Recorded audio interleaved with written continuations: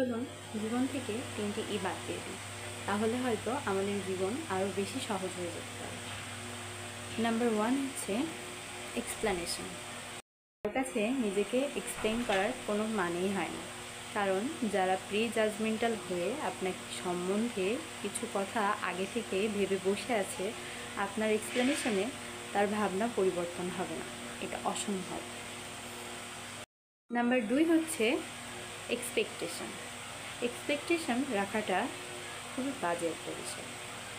আপনি কারো কাছ থেকে যখন এক্সপেকটেশন রাখবেন যে সে আমার জন্য এটা করবে বা সে আমার সম্বন্ধে এটা ভাবছে, এটা আপনার সব থেকে বড় ভুল।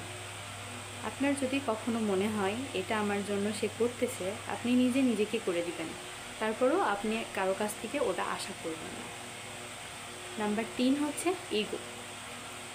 ইগোটা বাদ দিয়ে দিতে পারলে আমরা সবাই অনেক সুখে থাকবো। ইগোটা যত বেশি বাড়ে, সম্পর্কের মধ্যে ভাঙন তত বেশি বাড়ে। ইগোর কারণে অনেক সম্পর্ক নষ্ট হয়ে যায়, সুন্দর সুন্দর সম্পর্কগুলো ধূলিসাৎ হয়ে যায়। চলেন আমরা এই 3টা ই বাদ দিয়ে দিই।